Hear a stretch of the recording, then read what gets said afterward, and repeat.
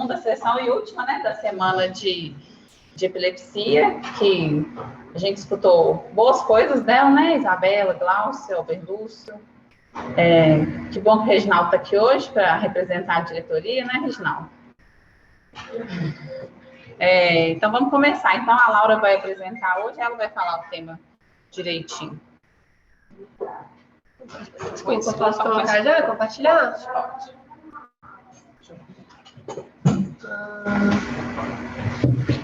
E aí, só assim? Isso. Tela inteira, teve que mais. Isso.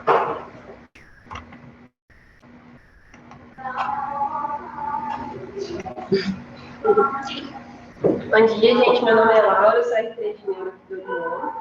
E hoje é a nossa segunda aula da semana de crise convulsiva sobre a abordagem do status. Eu fui orientada pela doutora Isabela, doutor Neu, doutor Vitorino também me deu ótimas dicas. Vamos começar?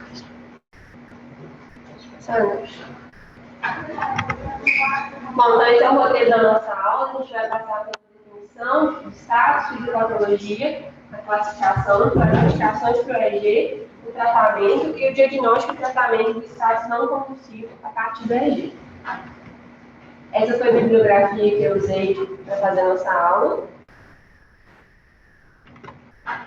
Bom, começando a falar do status, então, o status é uma emergência neurológica. A morbidade e a mortalidade, elas vão ser sempre dependentes. E a gente vai ver que metade dos pacientes que têm status, eles não têm epilepsia como doença de base. Ou seja, o status ele não é uma doença, mas ele pode ser uma manifestação de várias doenças. E a gente tem que sempre procurar uma causa sistêmica quando o paciente não é epiléptico prévio. É uma causa comum de internação do CTI e complicação de várias condições. A definição mais recente de status, feita pela EILAI, que é a Liga Internacional contra a Epilepsia, o status é uma condição resultante de falência dos mecanismos responsáveis por abortar a crise ou início de mecanismos que levam a crises anormalmente prolongadas após o tempo T1. A gente vai ver o que é o tempo mais à frente. É uma condição que pode trazer consequências a longo prazo, após o tempo T2, incluindo morte neuronal, lesão neuronal e alterações de redes neuronais, a depender do tipo e duração das crises. Então, o que é esse tempo T1 e T2? Tá. Só para citar, antigamente, então, a gente tinha uma definição que era uma única crise com duração de mais de 30 minutos ou mais de uma crise, entre as quais tinha recuperação incompleta da consciência. Aí, dá um cliquezinho terminante. A gente via que isso era um conceito pouco prático e levava um grande atraso no tratamento. Por quê? Porque a partir desse tempo já tinha dano neuronal. Atualmente, então, a definição é de uma crise com mais de 5 minutos ou duas crises entre as quais não tem recuperação completa da consciência. O tempo T1, então, é o tempo a partir do qual a gente vai instituir tratamento, e o tempo T2 é a partir do qual já tem dano neuronal. A gente vê na classificação da EILAI, essa tabelinha, que no status, quando o status convulsivo, o tempo T1 vai ser de 5 minutos, que é o linear para a gente já começar a tratar, e que a partir de 30 minutos a gente já vai ter dano neuronal. A gente vê aqui que, em relação ao status focal, esse tempo é até mais permissivo. A gente vai falar sobre isso, que o tratamento não precisa ser tão agressivo quanto o status focal. Então, vai ser um T1 de 10 minutos, com um T2 de 60 minutos no status focal. E a gente não tem dados muito confiáveis sobre outros tipos de status para serem T1 e T2. Bom, a epidemiologia, a incidência anual vai variar entre 1,3 a 74 por 100 mil pessoas. Os estudos são muito heterogêneos quanto à definição do que é o status, então a gente não tem um número muito confiável, mas a gente sabe que a distribuição por idade tem um formato nu, com elevada incidência em menores de 1 ano e em maiores de 60 anos. Bom, das pessoas que têm epilepsia de base, né? Cerca de 10% dos adultos e 20% de todas as crianças que são epiléticas vão ter pelo menos um episódio de status ao longo da vida. A fisiopatologia do status, então, a gente vai passar rápido nessa parte, mas como a própria definição fala, é uma redução da atividade inibitória e um aumento da atividade cerebral excitatória, né? Então, a redução da inibição e a permanência da excitação vai levar a uma alteração de receptores, que a gente chama de tráfego de receptores. que é quando tem uma redução dos receptores GABA, um aumento da expressão dos receptores excitatórios, que são os receptores de NMDA, AMPA e glutamatérgicos. Isso vai levar à perpetuação da crise, né? Cada vez a gente tem menos receptores GABAérgicos, que são inibitórios, e mais receptores excitatórios. Bom, aqui só para ilustrar isso que a gente falou, e a gente vê a evolução temporal, a gente tem que entre milissegundos e segundos vai ser uma alteração a nível celular, com fosforilação proteica, abertura e fechamento de canais iônicos, liberação de neurotransmissores.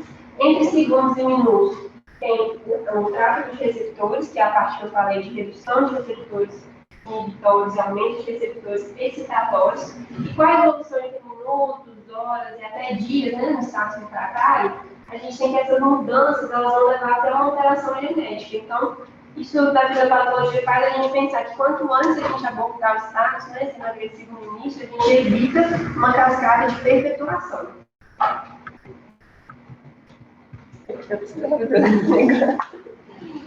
Bom, a gente vai citar os eixos de classificação. Esses eixos de classificação são de acordo com a ELAI também, e vão ser semiologia, etiologia, as correlações eletroencefalográficas e a idade, que a gente não vai focar nessa aula, a gente vai falar mais sobre os dois primeiros. Bom, a semiologia, a apresentação clínica do status, ela vai ser dividida em duas categorias, entre status com presença ou ausência de sintomas motores proeminentes, e entre o grau qualitativo ou quantitativo de comprometimento do nível de consciência. Resumindo, então, o que a gente mais vai focar, né? Dá uns cliquezinhos para mim, Nath. Status convulsivo contra o status não convulsivo. Essa é a tabela de classificação da ELAI, a gente vai ver que tem vários outros tipos de status que a gente não vai entrar. Resumindo, então, o status convulsivo é o status com sintomas motores proeminentes, com ou sem alteração de consciência, e o status não convulsivo é sem sintomas motores proeminentes, com ou sem alteração de consciência também. A gente vai chamar a atenção para dois tipos específicos de status convulsivo, que é o status focal motor, merece a nossa atenção. As manifestações clínicas elas vão ser diversas a depender do foco epileptogênico, né? A gente pode ter um paciente com uma manifestação fixa de só um membro superior fazendo movimentos clônicos, ou a gente pode ter progressão dos movimentos que caminham, que é a marcha jacksoniana. E quase sempre, quase todos os casos, a gente vai ter uma lesão focal associada ao status focal motor. Mesmo que a gente não consiga ver na TC, a gente pode ter alguma coisa mais sutil, uma displasia cortical, uma esclerose, alguma coisa que a gente veria em uma ressonância, talvez. A gente tem um tipo particular de status focal motor, que é a epilepsia parcial contínua, que é o status focal motor refratário, comum em um tipo de encefalopatia que é doença de Rasmussen, que é mais comum em crianças, mas mesmo assim é raro, né? E lembrar que a maioria dos distúrbios metabólicos, eles causam alterações neurológicas difusas, mas os distúrbios relacionados a alterações glicêmicas, eles podem causar alterações focais. Então, o estado hiperosmolar hiperglicêmico pode causar o status focal motor. A gente sabe que alterações glicêmicas podem causar no coreia, unilateral, né? Então, alterações glicêmicas podem dar sintomas focais.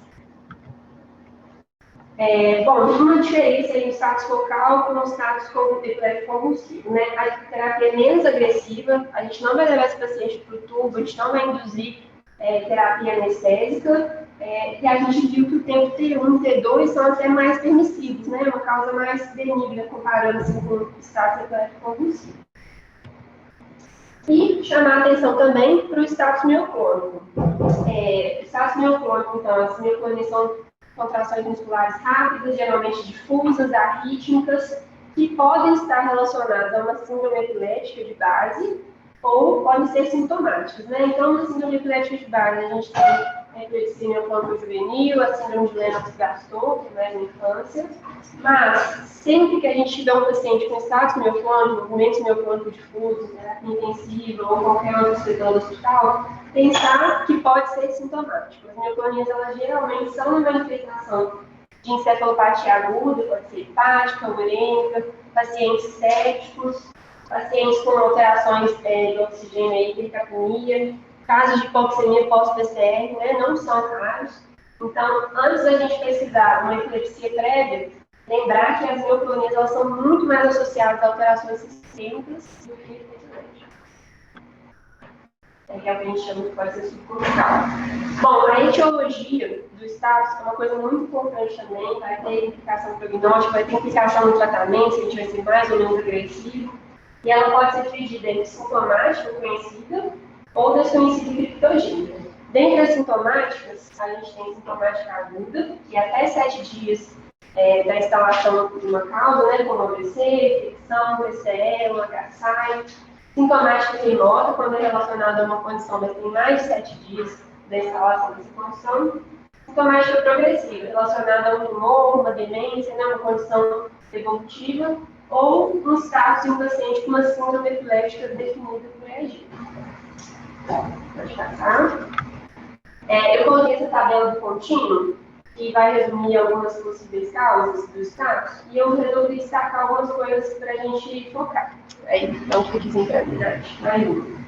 A gente sempre pensa, né, ultimamente a gente aprendeu que pode estar relacionado a causas autoimunes, né, encefalite autoimune, encefalite paraneoplásica, mas apesar de ser uma hipótese, quando a gente já descartou todas as outras, é uma coisa muito rara, que é só cerca de 2,5% dos casos de status que vão ter relação com causas autoimunes. Então, a gente vai pensar por último. Uma outra causa que a gente... Aqui a nossa casuística do Odilon tem mais a ver, seria abstinência ou libação alcoólica, né? A gente sabe que não é comum os pacientes terem status por abstinência ou libação, é mais como uma crise isolada, mas como a nossa casuística aqui é tão grande, né, dos pacientes terem muito esse comportamento ativista, a gente acaba vendo status no contexto de abstinência, no contexto de libação, então não esquecer, né, isso pode guiar alguma terapia diferente, a gente vai escolher mais fenobarbital. Lembrar que de causas crônicas a gente sempre tem que pensar em pacientes epiléticos prévios com má adesão medicamentosa. Então é muito importante na história saber se o paciente tem epilepsia, já teve crise convulsiva, se está tomando remédio, se não está, o que usava, né? A gente vai otimizar essa medicação. Então são algumas coisas para a gente prestar mais atenção. Bom, a classificação dos estágios do status, né, que vai guiar a nossa terapêutica. A gente tem na fase inicial o status, a iminência do status, né, status epilético iminente, seria aí de 5 a 10 minutos. De 10 a 30 minutos a gente já tem status estabelecido. De 30 a 60 minutos seria o status refratário, não só pelo tempo, né, mas a gente considera o status refratário quando ele falhou nos estágios 1 e 2 do tratamento, que a gente vai passar ainda. Que vai ser cerca de 9 a 43% dos casos. Então, assim, muitos pacientes vão evoluir para o status refratário, quase metade, né? E o status superrefratário, que é quando ele continua a despeito da linha 3 de tratamento, seria terapia anestésica por mais de 24 horas. Bom, o diagnóstico do status convulsivo é clínico, né? Muitas vezes vai ser fácil. O que a gente tem que fazer? Dados vitais do paciente, glicemia capilar, muito importante, a gente vai falar no nosso protocolo, colher um laboratório básico, um hemograma, um perfil metabólico, cálcio magnésio, fazer uma TC de crânio, se o paciente não tiver história de epilepsia prévia, a gente tem que saber se tem alguma lesão estrutural causando esse status, né? E o EEG, que vai ser especialmente importante no diagnóstico do status não convulsivo. Não vai ser tão simples assim, né? A gente não vai conseguir só pela clínica ver que o paciente não vai ter movimentos preeminentes, né? Então, o EEG a gente vai reservar mais para os casos de status refratário ou suspeita do status não convulsivo. A gente vai falar mais à frente.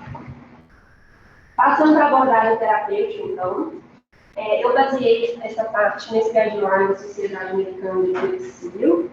Esse guideline é muito bacana, ele tem algumas perguntas que a gente pensa aí corriqueiramente. E dei uma olhada no áudio dele também. Então, a parte inicial, né, o estágio inicial da avaliação. Lembrar que o status é uma emergência, então a gente tem que fazer o ABCDR do paciente, né, ver se as vias aéreas são prévias, checar o status hemodinâmico, circulatório, tudo isso antes, fazer um breve exame neurológico, né, bater o olho mesmo, ver como é que está, ver se tem movimento do olhar, pegar uma anamnese rápida para saber a semiologia da crise, como que começou, se o paciente é epiléptico prévio, pegar um acesso venoso, coletar sangue e medir a glicemia capilar. Lembrando que, se o paciente tiver hipoglicêmico, tem que fazer tiamina antes da glicose, né? Então, 100 mg de tiamina EV em adultos, seguido de 50 ml de soro glicosado. Então, esse é o protocolo desse guideline, né? Basicamente, fez o que a gente falou, estabilização do paciente, monitoração hemodinâmica e lembrar de fazer a coleta da glicemia. Bom, quais anticonvulsivantes são eficazes como terapia inicial? Os estudos não são muito, a gente vai ver que não tem muita evidência para as coisas em status, né? Os estudos são pequenos, a definição é muito heterogênea, mas esse guideline vai recomendar que tanto o midazolam intramuscular, o diazepam, o lorazepam EV e o fenobarbital EV, todos eles tiveram a mesma eficácia como terapia de primeira linha. Eu deixei até o fenobarbital aqui, porque a gente costuma fazer mais no Bens mesmo, mas pode ser uma opção para os nossos pacientes que são utilistas, por exemplo, né? A gente sabe que é uma boa resposta. Então, não tem diferença eficácia entre essas medicações, isso pelo nosso guideline. Aí pode passar para mim, Nath. Eu coloquei a recomendação do UpToDate. O UpToDate vai falar que é um meio de 1A para a escolha de benzodiazepínico apenas como terapia inicial. Qual o benzo mais efetivo? Será que tem um que é melhor que o outro? Como que a gente vai fazer essa escolha, né? Então, se o paciente estiver sem acesso, a gente vai preferir fazer o midazolam intramuscular, porque vai ser mais prático, vai ser mais rápido. Se o paciente já tiver um acesso estabelecido, fácil, a gente viu que não teve diferença entre o diazepam e o lorazepam EV. Aqui a gente só tem o diazepam. Então, basicamente, no nosso protocolo, se não tiver acesso, midazolam intramuscular, se tiver diazepam endovenoso. A gente tem outras opções também, no cenário pré-hospitalar ou em crianças, né, que seria o midazolam bucal nasal e o diazepam retal. Eles são opções boas para quando não tem acesso, quando não é possível fazer o midazolam intramuscular. Bom, então, aqui uma tabelinha com as doses, né? A droga de primeira linha, então, nossa escolha vai ser o benzodiazepínicos. O diazepam tem uma apresentação de 10 mg por 2 ml. A gente tem que a dose de ataque é 0,15 a 0,2 mg por ml. No adulto, 10 mg sem diluir. E a gente pode repetir, na verdade, a gente pode repetir mais uma vez. Né? E o midazolam intramuscular vai ser 5 mg se for menor de 40 kg, 10 mg no adulto. E a gente não pode repetir, não. E eu vou mudar. Bom, então, pelo nosso guideline, né? Entre 5 a 20 minutos seria a primeira linha, né? O estágio inicial aí da terapia, né? Então, o paciente continua com crise. O benzodiazepínico é uma escolha inicial que tem uma boa evidência. E a gente pode fazer o midazolam, lorazepam ou diazepam. E se nenhuma dessas três estiverem disponíveis, o fenobarbital é uma boa alternativa, como nível alto de acordo com o artigo de evidência. Seria uma dose única de 15 mg quilo. Entre as drogas de segunda linha, seriam os anticonvulsivantes venosos, né, que vão fazer um nível terapêutico mais rápido, vão agir prevenindo recorrência de crises, né? A gente tem vários disponíveis, seria fentoína, ácido valproico, levetiracetam, fenobarbital, altosamida e topiramate. Mas será que todos eles têm a mesma eficácia? Será que todos são bons? Será que os eventos adversos muda entre um e outro? Qual que a gente vai querer escolher, né? Os estudos também não são tão bons, mas a gente tem um artigo que saiu recente do New England, de 2019, fizeram um estudo randomizado de 3 anticonvulsivantes. Eles usaram fentoína, ácido valproico e levetiracetam. Eles viram que o desfecho primário seria abortar as crises em 60 minutos. Não teve diferença, todo, né? Assim, foi parecido o tempo que todos levaram para abortar, e até entre o perfil de eventos adversos não teve uma diferença muito gritante também. Então, eles não recomendaram um a despeito do outro. Na nossa prática, a gente vai ter fentoína e fenobarbital disponíveis, né, como medicações EV. O levetiracetam a gente pode considerar oral, né, ou integral, um paciente que já faz uso dessa medicação, né, se a gente quiser utilizar. Mas nesse momento aqui, a gente vai ver que no nosso protocolo ficou mais o fentoína e fenobarbital mesmo, que é o que a gente tem mais disponível.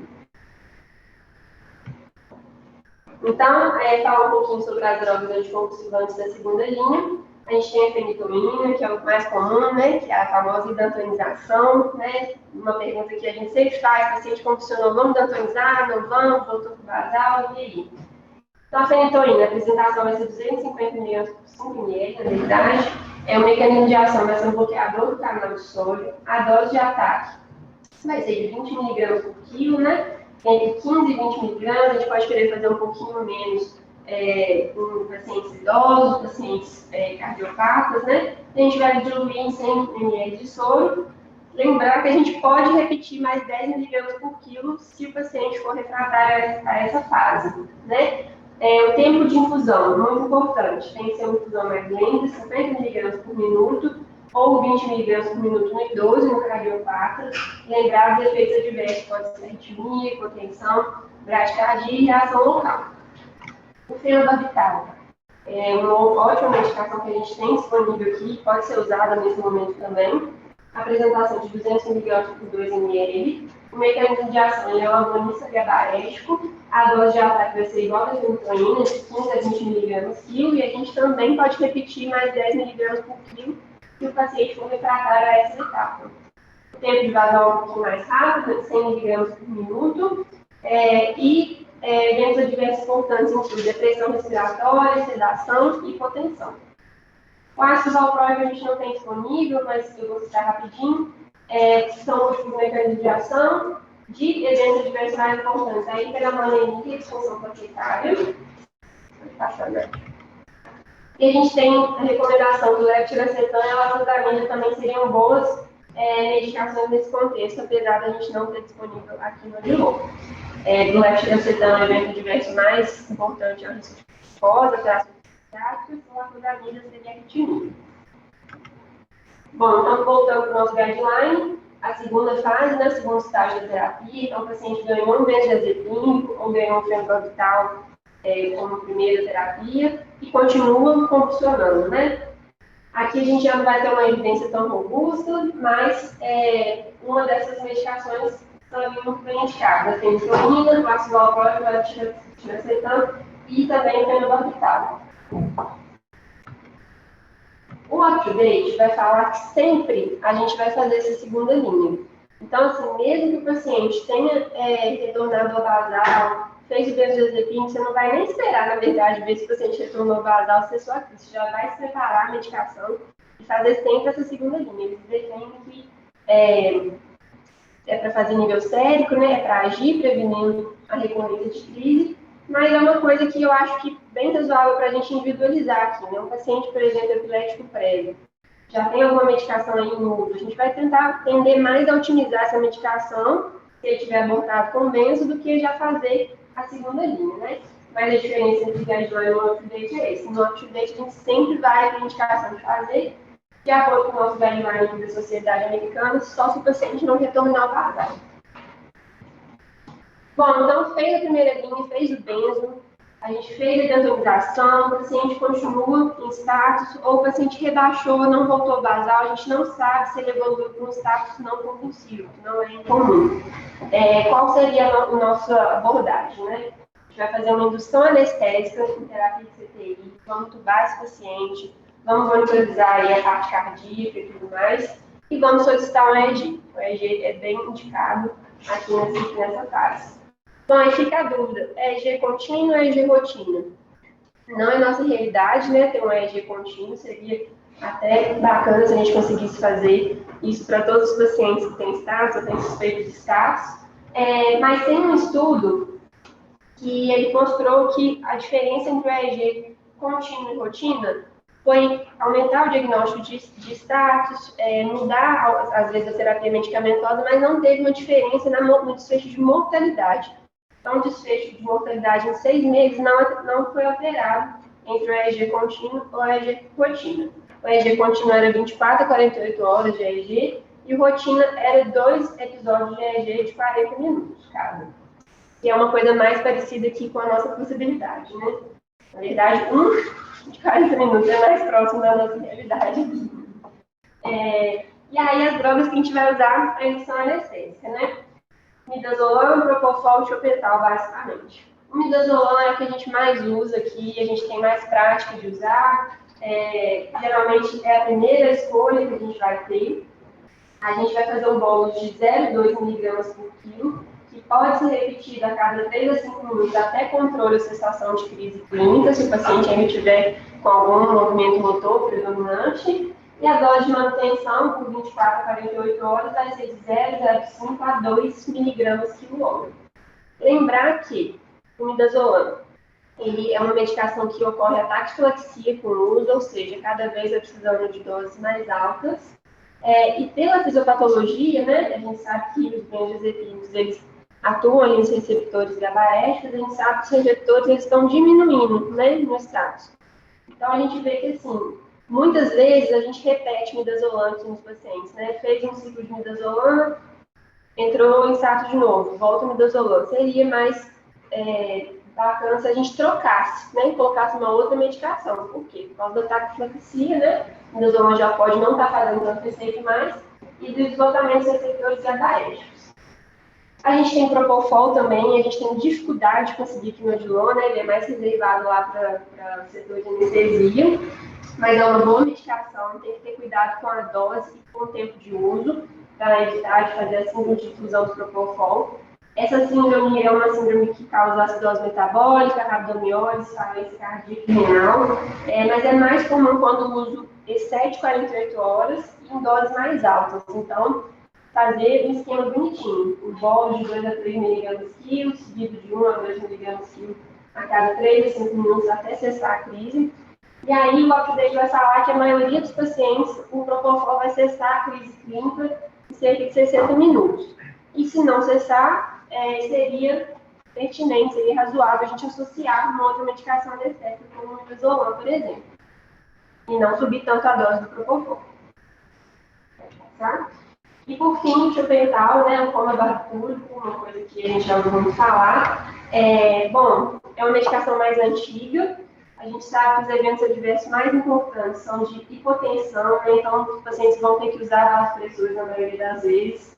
Por conta disso, por conta de depressão do sistema nervoso, né, rebaixamento mais persistente, vai aumentar o risco de infecção e ventilação mecânica prolongada, mas é uma ótima medicação para a cessação do status. A dose de ataque vai ser 3 a 5 mg por quilo em bolos, seguido de bolos repetidos de 1 a 2 mg quilo a cada 3 a 5 minutos, até controle da crise. E a dose de manutenção, 3 a 7 mg quilo hora. Tá? E aí, como que a gente faz a terapia anestésica, né? Quanto tempo que a gente deixa, como que a gente guia esse desmame, a gente tira sempre, ou a gente espera um EEG, né? Como que a gente vai guiar essa parte? Só para terminar o guideline, então, a terceira fase da terapia, né? Paciente refratário, a segunda linha, de anticonvulsivantes, continuou com crise ou rebaixou, não voltou ao basal, a gente não sabe se está em status não convulsivo, não tem evidência de novo nessa etapa, mas a gente vai prosseguir para a terapia de indução anestésica. Deixa eu passar. Então, a terapia anestésica ela não tem um consenso, cada serviço tem seu protocolo, e o nosso intuito aqui, inclusive, é criar um protocolo de Odilon, né, para que facilite o tratamento desses pacientes. A gente vai manter o coma anestésico 24 a 48 horas após cessar a crise clínica ou padrão de supressão do EEG. Então, um ponto importante, né? Nessa etapa, o paciente vai ter entubado, vai estar no CTI, a gente já pediu eletroencéfalo. Nosso objetivo é que a gente consiga fazer pelo menos um eletroencéfalo antes de começar o desmame dessa terapia anestésica, né? O desmame deve ser lento e vai depender, o tempo que a gente vai deixar, o jeito que a gente vai fazer o desmame, vai depender dos achados do eletroencéfalo também, né? Então, assim, a depender da atividade coletiforme, a gente vai tender a ser mais ou menos agressivo nesse desmame. Então, em geral, a gente vai manter 24 a 48 horas. O desmame pode ser feito com 25% da dose total a cada 12 horas ou a cada 6 horas, se o paciente já estiver mais bem controlado. Uma coisa que a gente não pode esquecer antes de começar o desmame é otimizar os anticonvulsivantes de manutenção. Por quê? Porque senão o paciente vai tirar o anestésico e ele vai recorrer a isso, né? A gente tem que deixar algo de longa duração aí, uma medicação que vai fazer no cérebro, né, que vai agir prevenindo recorrência de crise. E a gente vai escolher as medicações anestésicas de acordo com o perfil de eventos adversos e vai individualizar de acordo com o nosso paciente. Tá? Bom, falando do status convulsivo, né, a gente tem mais informações sobre ele, a gente já viu na faculdade, a gente já viu várias aulas aqui, mas e o status não convulsivo, né? É uma coisa que a gente costuma suspeitar no rebaixamento de sensor, por exemplo, no CTI. O status não convulsivo é uma condição com atividade epilética intermitente, sem sintomas motores proeminentes, sem recuperação de consciência e com duração de mais de 10 minutos. Uma coisa muito importante da epidemiologia do status não convulsivo é que a grande maioria dos pacientes eles vão ser epilépticos prévios ou eles vão ter apresentado uma crise convulsiva no contexto da doença atual. Então, cerca de metade a 2/3, né, quase a maioria, vão ter essa história. Então, isso vai levar a gente a sempre buscar uma causa sistêmica de rebaixamento sensório antes de procurar um status não convulsivo. Né? Então, o paciente está rebaixado, ele está mantendo sonolência, ele está mantendo comatoso. Antes da gente suspeitar de uma causa de status, né, vamos ver se ele está cético, se ele tem alguma outra disfunção metabólica, ou então, assim, se o paciente realmente abrir o quadro de um HSA, de uma trombose com uma crise convulsiva, a gente vai ficar mais tendencioso a pensar que pode ser mesmo um status não convulsivo. Ele já condicionou nessa doença atual. Então, o doente crítico, algumas causas comuns são hipóxia, HSA, TCE, AVC. A gente vê isso aqui. Bom, a clínica do status não convulsivo. Basicamente, é um rebaixamento do nível de consciência, ou uma alteração do nível de consciência, né? O paciente mais sonolento, mais encefalopata. Pode ter sintomas negativos como afasia, amnésia, catatonia, e sintomas positivos que podem ser sutis. Né? A gente pode ter contrações musculares discretas, contrações orofaciais, micronias orofaciais, hipos, que é uma alteração pupilar, que a pupila fica dilatando e contraindo, intermitente. A gente pode ter desvio tônico do olhar, estágio, então isso é importante no exame neurológico no CTI, sempre procurar, né, examinar bem a parte pupilar. E a gente chama de status sutil algumas dessas alterações, né, algumas alterações motoras discretas, por quê? Por conta da dissociação eletroclínica, né? Vai ser um movimento sutil, muitas vezes uma contração muscular discreta, e um paciente que está com atividade epileptiforme ali contínua. O diagnóstico ele vai ser através do EEG, né? Não tem como a gente até suspeitar, mas a gente não consegue nunca confirmar, nunca inferir com total certeza sem um eletroencefalo. E vai depender de ser achado uma atividade elétrica compatível, que vai incluir algumas variáveis que são próprias do EEG, que é ritmo, flutuação, evolução. E para fechar também, o paciente tem que responder aos anticonvulsivantes venosos. O EEG contínuo é mais sensível que o EEG rotina para o diagnóstico, né? A gente tem mais chance de achar, né, com o EEG contínuo, mas não é uma realidade ainda. Só entendi que o Dilma vai ter. Bom, então a gente vai ter aqui que as nossas indicações de EEG vai ser em pacientes após status epilético, no manejo do coma induzido, pacientes, né, na neonatologia e condições neonatais, rebaixamento de consciência sem justificativa clínico-neurológica, como a etiologia esclarecer, alteração subaguda de comportamento, presença de movimentos anormais suspeitos, suspeita de crise não epilética, por exemplo, conversão psicomotora e flutuação do nível de consciência. O prognóstico do status epilético, então, ele vai ser variável a depender de vários fatores, como a etiologia, a idade, as comorbidades e os achados no EEG. E a Incontínuo, que é uma boa referência que a gente tem de neuro, citou esse score, que é EMSE, Epidemiology Based Mortality Score em status epilético. É um score que não foi validado, mas é um dos scores mais recentes estudados, né? Tem até um outro score sendo estudado a partir desse. Eu coloquei só para a gente ver o tanto que importa cada fator, né? Então, a etiologia, o score prognóstico, né, a somatória, vai ser várias pontuações aí de acordo com a etiologia, comorbidades, idade e os achados eletroencefalográficos. Então, vê aqui, ó, por exemplo, hipóxia, né, anóxia, é muito importante, vai pontuar pra caramba. Então, todas as comorbidades do paciente vão pontuar pra caramba, a idade, né? Então, assim, quando a gente é muito chamado, né, para ver prognóstico pós-status, né, prognóstico pós-PCR, então, tudo influencia, não só o estado neurológico atual, mas tudo, o paciente como um todo, né? As comorbidades dele, a idade, tudo que ele carrega, né? A etiologia, o que causou isso, né? Não é só como ele está agora, não é só o eletroencefalo isolado. Então, agora a gente vai propor um protocolo para atendimento na urgência, né? Para atendimento de status na urgência aqui do Diogo.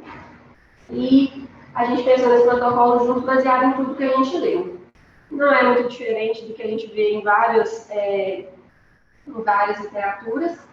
Então, a primeira atendimento, né, a fase de estabilização, entre 10 e 5 minutos. A gente vai ver os dados vitais, vai colher uma glicemia capilar, vai fazer a monitorização hemodinâmica do paciente, vai avaliar se ele já precisa de via aérea avançada.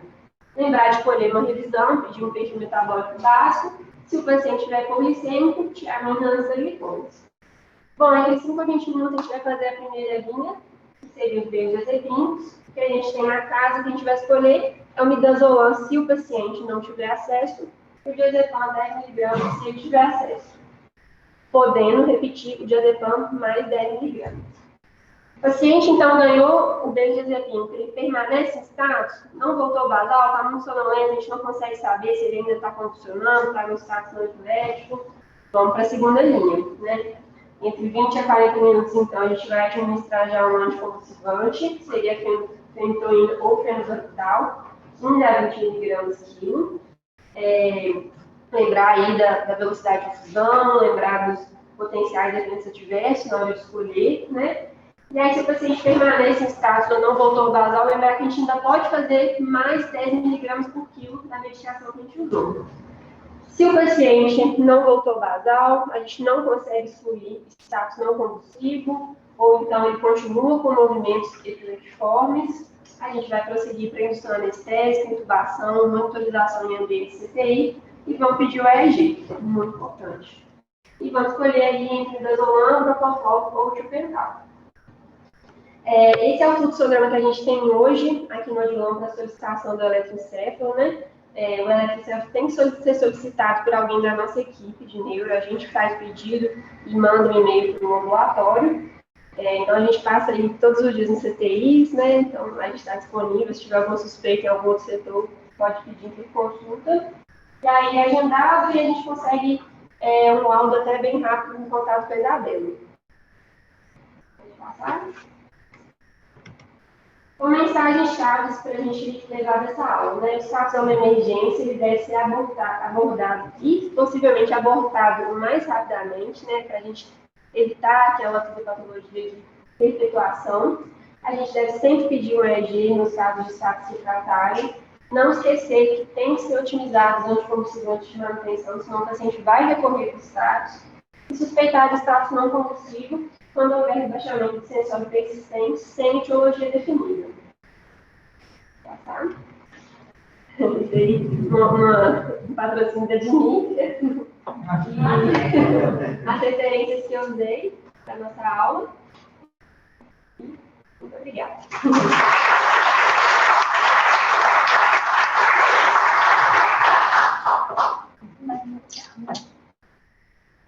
E aí, comentários, dúvidas?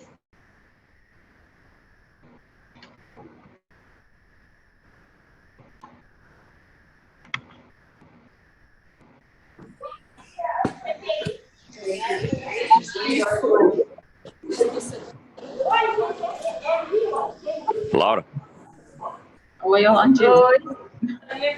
Tô aqui no set de casa, é uma barulheira danada, é difícil escutar às vezes. Estamos ouvindo. Tá escutando minha voz legal aí? Sim. Parabéns pela aula, ficou excelente, viu?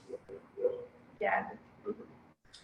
Uma das coisas que mais me preocupa no status não convulsivo é o paciente com um coma esclarecer. Nesse diagnóstico, a gente deve comer mosca assim no dia a dia de forma absurda.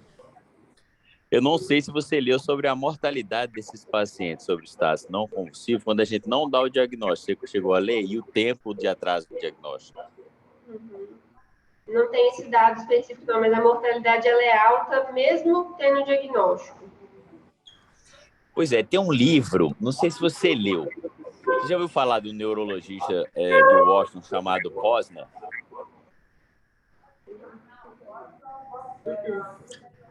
Oi? Não. Para mim, o melhor livro que existe da parte de coma, não sei se você viu um livro do Posner, Diagnóstico de Coma. Para mim, é o melhor livro que existe de coma. É um neurologista de Washington, ele tem atualmente uns 89 anos. Nesse livro do Posner, ele menciona isso. Ele fala que se você dá o diagnóstico no status epilético, se você dá o diagnóstico nas primeiras 10 a 12 horas, a mortalidade pode ser 10%. Se passa dessas primeiras 10 a 12 horas, a mortalidade pode subir para 85%. Então, o paciente que tem um coma esclarecer, o eletrocefalograma assim, é indispensável. Aqui no Célio de Castro, a gente tem feito assim, quase de rotina esses pacientes. E no de longe, a gente tem que lutar, batalhar para isso ser essa realidade, né?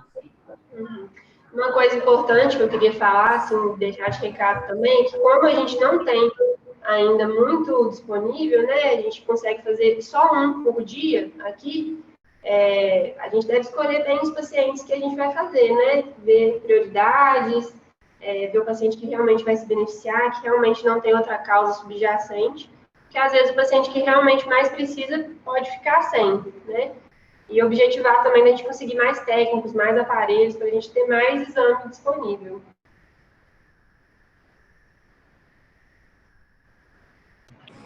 Beleza, Laura. Mais uma vez aí, parabéns, tá? Obrigada.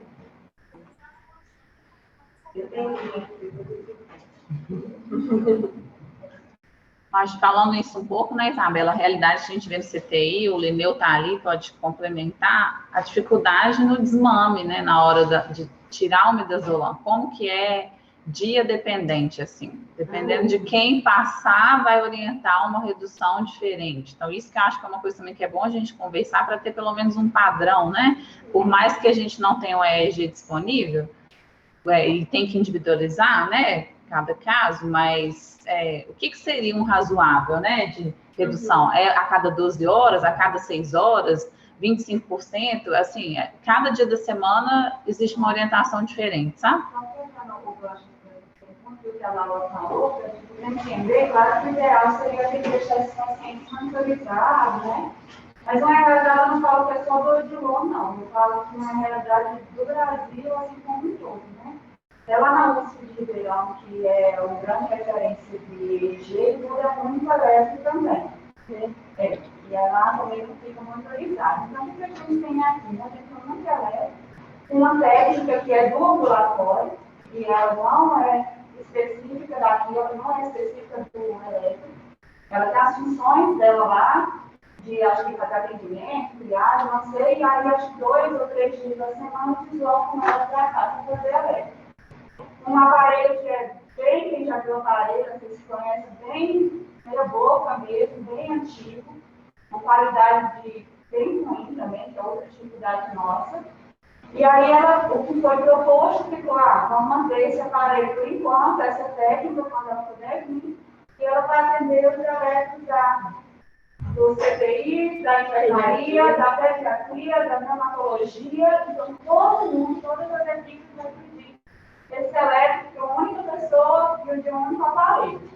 Então é esse gancho aí que a Laura falou, a gente tem que tentar selecionar, saber o que a gente está pedindo, tá? Então, já falou pacientes de coma, pacientes que já estão em indução anestésica, são sim prioridades, mas nem quer aquele paciente do AVC, que a lesão do AVC não justificou, a gente quer a criança que chegou com funcionou e já tem às vezes uma síndrome de West, já sabe que ela é alérgica, mas os pediatras querem, né, ficam também naquela ansiedade, tem aquela preocupação, mas aí a gente tem uma carga muito grande, que é uma única realidade. Então, a primeira coisa é a gente tentar realmente selecionar, senão vai ter o paciente que realmente precisa, vai ficar sem o exame. Eu acredito que da diretoria, a gente já conversou com o clínico, a equipe de neurologia já teve algumas conversas, e eles estão batalhando, né, o tempo não passa, que vai chegar para eles, então acredito que a gente vai evoluir para melhorar. Mas acho que enquanto na realidade, a gente tentar organizar isso aí e entender. A gente está trabalhando. Eu também sou só uma para laudar, né, pelo menos por enquanto, a gente tem toda essa logística.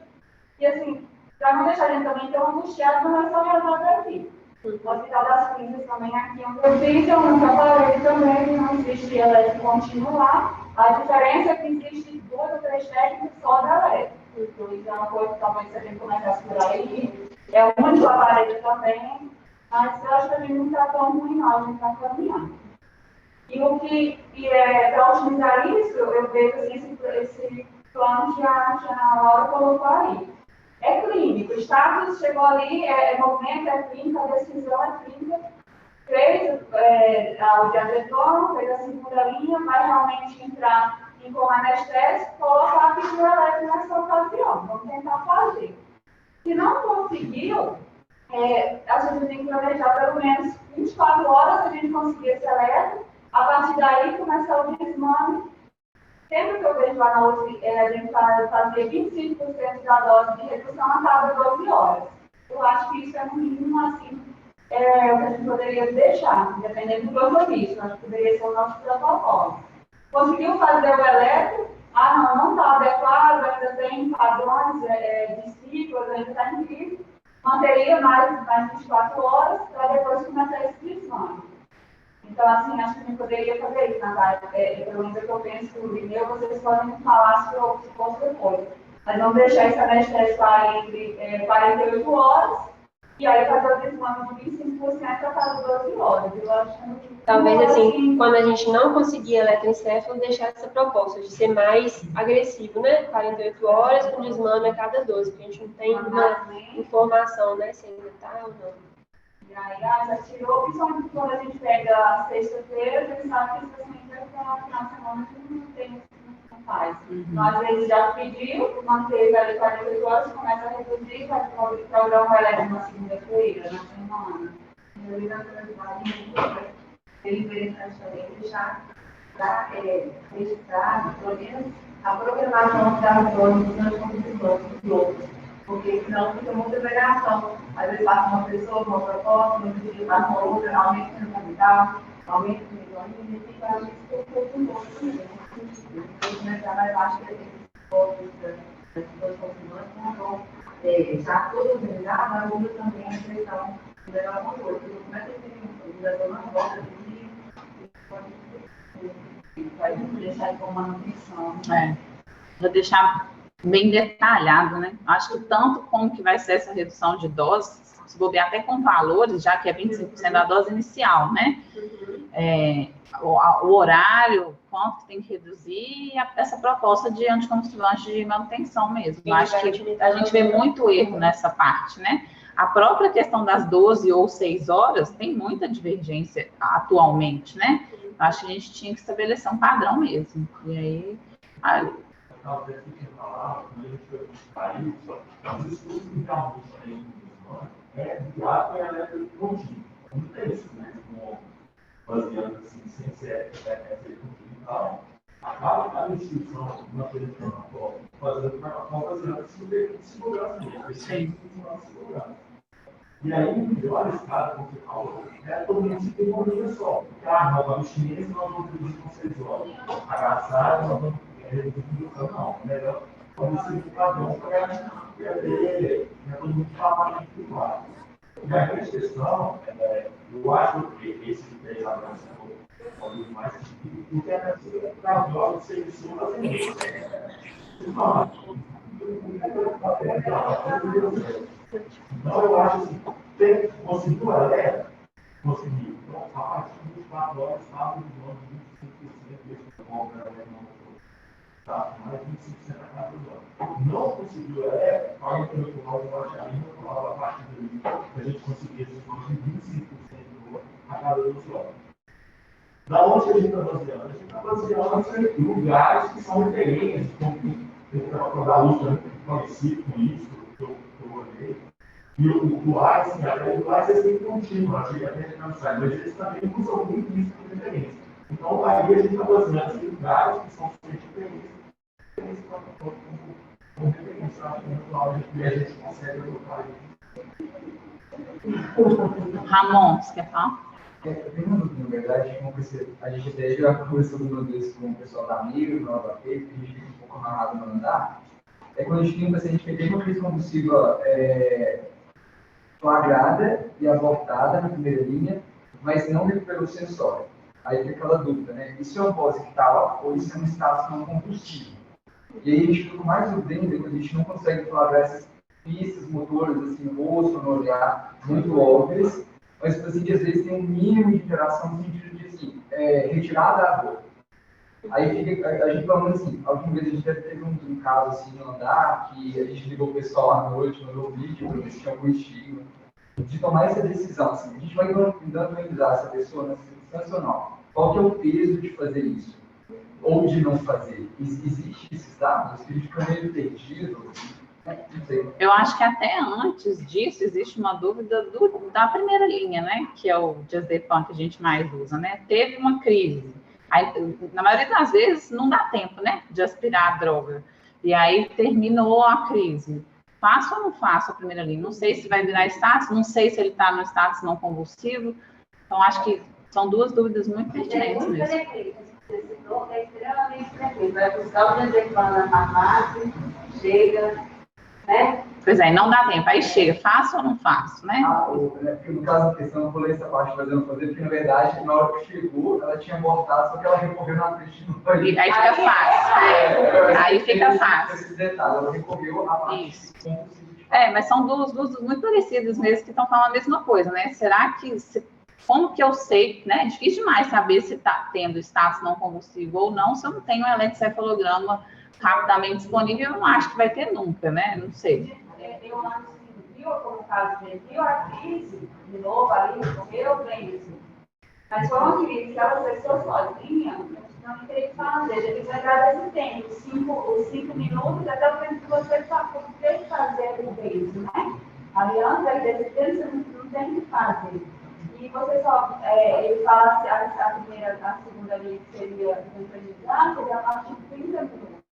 Ele está em crise, então atrás não pode ficar, então a gente nem pode esperar 10, 30 minutos para acreditando que é um pós-ictal. Mas a gente pegar direitinho, isso que mudou o conceito. Ele colocou tempo, colocou uma coisa que eu entendo que ficou mais objetivo. Não foi muito fácil. Mas a gente tem pelo menos esse tempo. Ter 5 minutos. Então, né, para a gente mencionar a crise motora, quanto e tudo. É a partir de 5 minutos que a gente tem que fazer. Fazer o quê? A primeira linha, o tempo. A partir do T2, que é 30 minutos, é para a gente ter que neutralizar. Então, ele tem esse tempo para hospital, vacinalmente, rebaixado, ele vai voltando. Mas aí então, deu 30 minutos, ele não voltou, ele continua. Aí eu acredito que a bateria apenas entrar e fazer assim a segunda linha, que a gente tem tentando ficar um específico no protocolo. O vírus, ele está achando um outro corpo. Assim, que faz Ô, Pinto, fala só, ou se você puder vir cá perto da caixinha, vem desfilar para nós aqui. Eu acho que individualizar também, né? Pelas coisas que eu vi, assim, se o paciente é epilético prévio, ele já tem uma medicação que ele faz uso, a gente vai querer aumentar essa medicação antes de dantonizar, né? Então, se ele está com uma doença atual aí descompensada, ele está cético, ele não vai tratar agora, tem probabilidade de recorrer, a gente vai querer mais dantonizar fazer nível. E sempre pensar qual a causa. A crise, ela não é uma doença possível, tem alguma causa. A gente tem uma compensação provisória, a gente volta lá para a aula da semana passada, né? Ou ele sangrou agora, uma vez que a gente fez uma transformação hemorrágica, sangrou, para a pena acontecer, rebaixou, não pode ficar mais porque sangrou. A gente tem todas, mas só pensar ali na medicação também. Não, só então, retornando um pouco de questão da dificuldade, realmente, em alguns casos, é muito difícil definir isso, né? O paciente está em hospital, não está mais. Mas tem em mente que a evolução, na maioria das vezes, é que o paciente, por exemplo, primeiro ele tem um status compulsivo, depois ele tem um status não compulsivo. Né? Já com o paciente com um baixamento de consciência, né? Ele é outro cenário, né? Mas nesse cenário, o paciente apresentou uma crise convulsiva. Não, cheguei lá, cessou a crise, eu não vou fazer de depois. Só vou fazer se ele estiver me funcionando, né?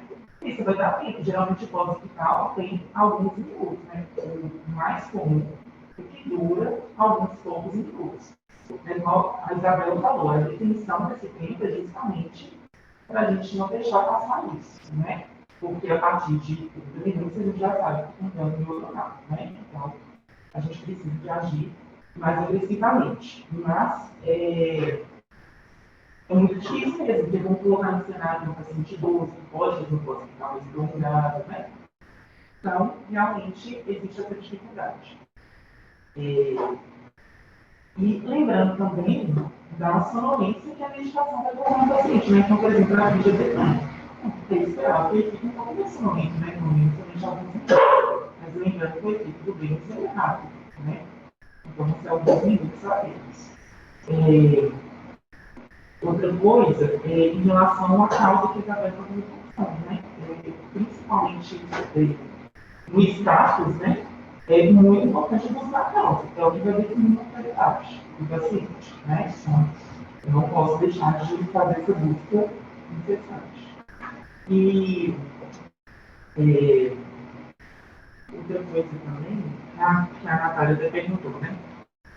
Em relação ao exame, né? É claro que, né, a gente considerando o mundo ideal, a gente vai fazer uma letra antes. É claro que no mundo ideal, o paciente vai fazer uma executiva, né? O mundo mais ideal possível. O mundo um pouquinho menos ideal.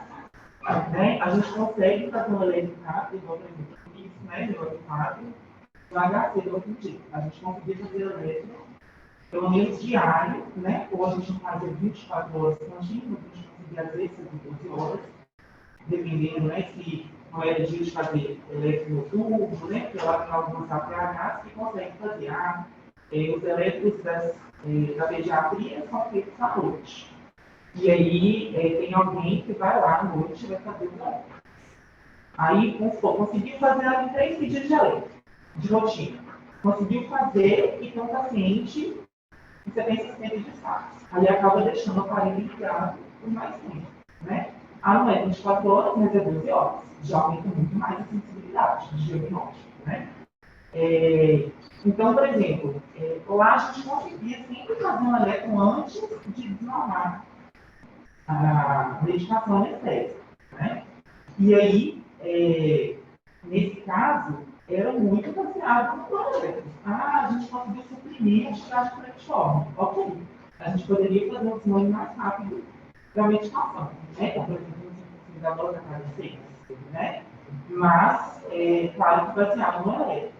Considerando isso é muito importante, né? Assim, claro que a gente vai colocar dentro da nossa realidade, acho muito plausível a gente criar um protocolo para a gente, né, uniformizar, se a cada 12, ou não conseguir um eletro antes de fazer a redução da droga, manter por 48 horas, ok, acho muito importante, mas não esquecer de que o que a gente precisa aqui é de unir forças para a gente conseguir fazer esses eletros sempre, né? Porque essas drogas anestésicas, elas trazem muitas complicações, o paciente muitas vezes estabiliza, né? Então, por exemplo, né, eu estou lá no Vila da Serra, lá eu dei um exame, o paciente com status franco, iniciamos midazolam, o paciente fez, né, estabilizou, fez bradicardia, né, fez uma PCL e não voltou, né? Então, o paciente evolui para a óbito. Então, assim, a gente tem que pensar nisso tudo também, né? Então, é claro que a gente vai usar o bom senso. E o que ajuda a gente a definir isso também, né? O eletro vai ser essencial. Então, a gente tem que lutar por isso, para a gente conseguir sempre fazer o eletro. Porque, é claro, que quanto mais rápido a gente reduzir, melhor. E para a gente ver também, o paciente voltou para o status. Aí faz o eletro de novo. Voltou para o status. Vou iniciar outra droga. Né? E não ficar fazendo midazolam, que já logo reforçou por conta da taquicardia e também da diminuição da expressão de circulação. Não vai atuar mais em receptor de água. Então, o midazolam vai ser uma droga que vai ajudar o paciente a sair do status, né? Então, usar mais fio dental, né? Não resolveu usar ketamina, né? Então, a gente não precisa usar. E, obviamente, reforçar só, né? Porque é muito importante a gente usar a droga de manutenção, né? E não é iniciar, por exemplo, a motrigina, você vai demorar para 2 semanas para fazer proteção de dose, iniciar o piranato, 100 mg de SPID, 100 mg de STID, né? Isso é agressivo. Iniciar a dose alta de medicação, né? Não é ficar iniciando dose baixa e progressão lenta, porque senão você não vai conseguir fazer nível cérebro do paciente, né? Sair da droga anestésica, da indução anestésica e ter uma etapa estável. Eu acho que também quando esse cenário é válido, como disseram, talvez melhor até começar com o que não fazer. Por exemplo, eu não vou deixar o paciente 2 horas e falar, eu estou observando, não existe falta de. Às vezes a gente pega na rede de feliz. Ontem, 10 horas da noite, 7 horas da tarde, eu observei, ele teve uma coisa, eu estou observando não existe falta de. Então, assim, pelo menos a gente tem culpado, não fazer de uma questão, 2 horas lá e outra coisa, aquele momento que você observa após o paciente, muitas vezes, ele é para você procurar algum reparador. Então, no caso dele, você consegue fazer uma terceira psicologia, você consegue fazer uma revisão clássica, você ligando ao laboratório, você consegue fazer. Então, esses 40 minutos é perfeito, porque você tentar achar a proteção adequada. E também, então, assim, esses 40 minutos já fez muita coisa. Então, eu vou falar 4 vezes mais. E o que eu acho que você fez, uma coisa que você já não fazer, talvez, mas não pode ficar de 2 horas. O paciente passou a noite assim, enfermaria e dessa ele outro dia. Em turma, que é coisa que você sabe uma volta. Você nunca vai saber que ele passou a noite observando o banco. Eu acho que começando que não fazer E também é importante, né? Porque isso te ajuda a definir, obviamente, o próximo passo, né? Não, olha, 40 minutos eu consegui fazer isso tudo, não achei uma causa específica. Pronto, fica muito mais fácil a decisão. Então, foi organizar o tratamento. Não é só você, é você ser ativo. Exatamente. Fundamental. Acho que é isso, né, gente? Foi uma ótima discussão. Ô, Acho que vai Nath, entrar. Oi?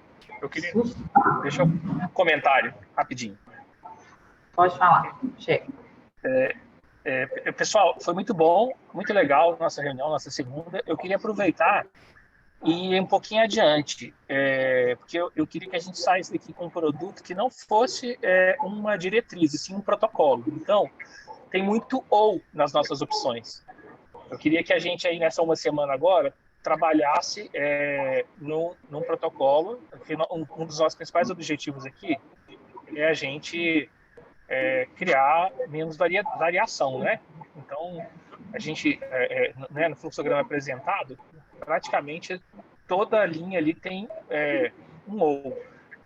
E a gente está diante de opções que são muito semelhantes. Então, acho importante a gente definir a nossa primeira linha e considerações especiais. Então, por exemplo, essa nossa primeira linha, sei lá, vai ser deixar claro, né, como foi eumidazolana, a falta de acesso, diazepam quando tiver, a segunda linha é fenitoína, o fenobarbital quando foi etilista, e deixar claro isso para a gente diminuir a variação que a gente está tendo demais, aí varia a dose, aí varia a droga.